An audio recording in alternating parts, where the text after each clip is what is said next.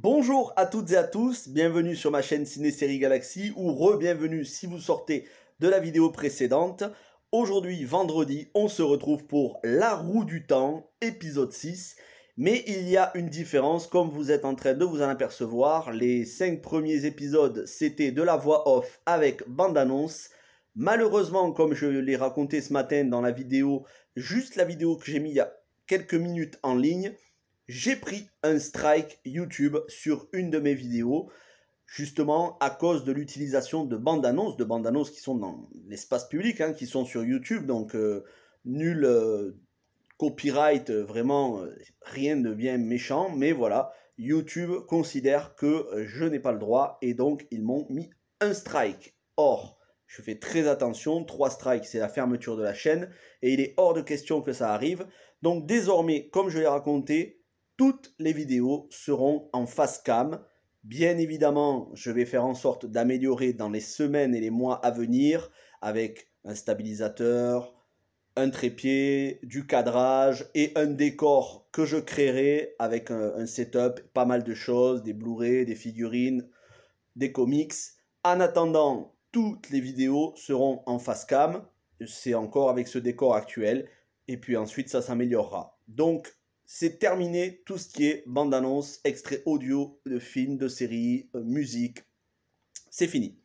Donc, on passe à l'épisode 6. Et ce que vous ne voyez pas d'habitude, c'est que je prends des notes. Je prends des notes parce que quand je parle d'un épisode, j'aime bien avoir des notes sous les yeux pour organiser mes idées. Donc là, tout simplement, je vais jeter un coup d'œil à mes notes parce que je n'ai pas tout de tête. Donc, on commence cet épisode avec la chère d'Amirlin, c'est-à-dire la chef des Aes Sedai, qui s'appelle Siuan Sanche, et on apprend un petit peu sa jeunesse, comment elle a développé ses pouvoirs, et surtout quand est-ce qu'elle a quitté son foyer pour se rendre à la Tour Blanche, alors qu'elle n'était encore qu'une enfant, et qu'elle est devenue la plus puissante des Aes Sedai de son temps, la chef d'entre toutes. Donc une séquence d'introduction vraiment très réussie, qui nous fait nous attacher au personnage, vraiment. En plus, la jeune actrice est plutôt poignante dans la scène, la courte scène qu'elle a avec son père. Et ensuite, dans le présent, c'est l'actrice Sophie Okonedo. Peut-être vous la connaissez pour avoir joué dans Hotel Rwanda. Cette actrice qui est très talentueuse, qui joue donc le rôle à l'âge adulte, toute habillée avec des costumes. Et là, c'est un point que je soulève depuis déjà les précédentes vidéos. Il y a un soin qui est apporté aux costumes, et en particulier là, du coup, à la tour en elle-même, au décor, tout en marbre. C'est quelque chose d'appréciable. J'ai beaucoup aimé cet aspect un petit peu salle du trône dans Game of Thrones, avec ce procès de Moiraine qu'on va avoir, puisque Moiraine va être interrogée sur ses faits et gestes, sur ses déplacements qu'elle fait apparemment depuis plusieurs années, et dont elle reste bien mystérieuse auprès de ses autres sœurs Aes Sedai. Elle ne va pas vouloir révéler pourquoi elle se déplace, quels sont ses faits et gestes, et ça va lui valoir à premier lieu de vexer la chef, le courroux de sa chef, mais en réalité, on va s'apercevoir que les deux sont ensemble dans la même combine, déjà parce que les deux sont amoureuses l'une de l'autre. Alors ça, c'est quelque chose sur lequel je vais revenir dans quelques secondes, mais les deux sont dans la combine. Moiraine demande à Siuan de la bannir pour qu'elle puisse continuer sa mission en toute clandestinité, avec le plus grand secret. Et la mission, quelle est-elle? Ça va être d'amener les 5 jeunes que l'on suit depuis le début de la série, qui prennent de l'épaisseur au niveau de l'écriture, de les amener pour combattre le ténébreux, pour exécuter le ténébreux, car l'un d'entre ces 5 jeunes, c'est le dragon, mais Moiraine ne sait pas exactement lequel, puisque les 5 développent des pouvoirs. Et donc, ce qui est très intéressant, c'est le faux semblant dans cet épisode, le faux procès devant les autres sœurs Aes Sedai qui ne sont pas du tout au courant, alors que elles, entre elles, Moiraine et Siuan, ont décidé travail main dans la main, travail de concert pour pouvoir arrêter le ténébreux. Donc, je n'ai pas compris la relation amoureuse entre Mohiren et Swan. Alors quand je dis je n'ai pas compris, c'est par rapport à Lan, le champion de Mohiren. J'ai cru comprendre, grâce à vous dans les commentaires, que ce lien était magique, mais c'était aussi un lien affectif, amoureux, quasi exclusif. Et apparemment, c'est pas vraiment le cas. Elle n'est pas vraiment amoureuse de Lan, mais elle est amoureuse de Swan. Donc Mohiren est en couple, mais dans le plus grand secret. Et Lan le sait. Donc je vois pas trop comment le lien fonctionne, puisque pour moi il est caduque. Mais vous me direz ça dans les commentaires, ceux qui connaissent les livres, vous me direz bon, si vous trouvez ça cohérent. Moi j'avoue, j'ai du mal à comprendre la cohérence du lien. On nous a fait tout un épisode la semaine dernière sur le lien puissant entre une Aes Sedai et son champion. Et là, on s'aperçoit qu'elle a un lien plus puissant encore, affectif, plus puissant avec une autre Aes Sedai. Amoureux, je parle. Donc bon, soit peut-être c'est un détail pour vous, mais j'essaye de garder la cohérence du récit. Ceci dit, c'est pas vraiment ce qui m'a intéressé le plus, hein. Tout l'aspect amoureux, moi, en général, ça m'intéresse pas vraiment. Moi, ce qui m'intéresse, c'est le mystère. Et du mystère, il y en a, puisque Mohiren, en parallèle à son procès, son faux procès, elle va remettre, on va dire, elle va faire en sorte donc de revoir tous les personnages, puisque Egwene et Perrine reviennent, donc ils arrivent dans la ville de la Tour Blanche. Elle, Mohiren, va à la rencontre de Mat et de Rand. Elle va d'ailleurs soigner Mat, qui était possédé par une force ténébreuse qui était contenue dans la dague, ou dans l'épisode 2, à Shadar Logoth, la cité ténébreuse, il s'était emparé d'une dague, et cette dague, avec son pouvoir, l'a possédée. Donc elle va en quelque sorte, entre guillemets, exorciser, elle va extraire cette force maléfique et la remettre dans la dague et soigner Mat.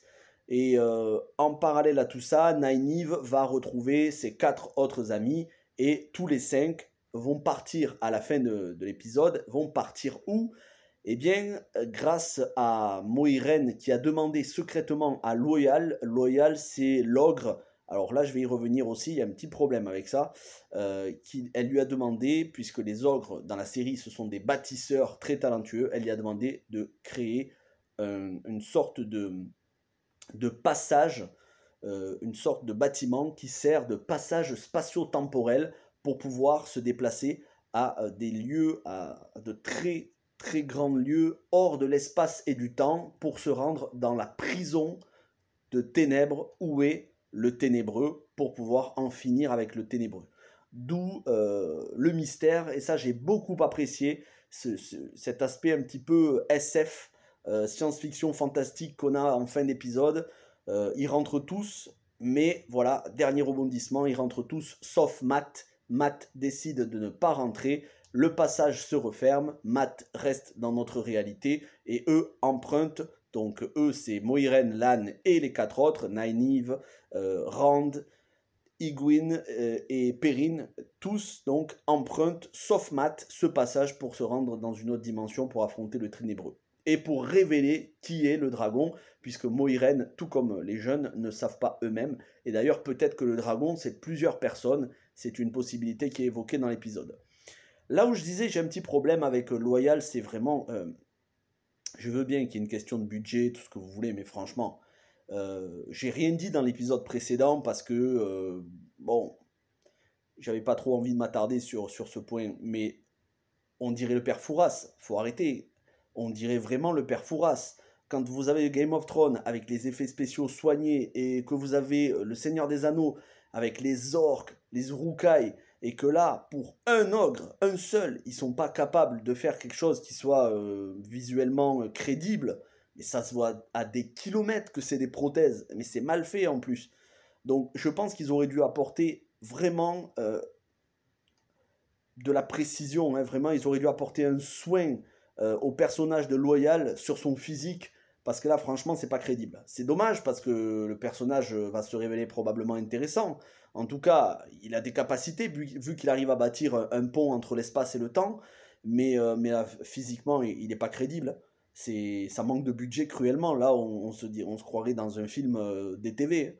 Donc Ce petit point négatif, je l'avais déjà vu la semaine dernière, j'avais pas voulu m'arrêter dessus, mais quand même, là je m'arrête dessus.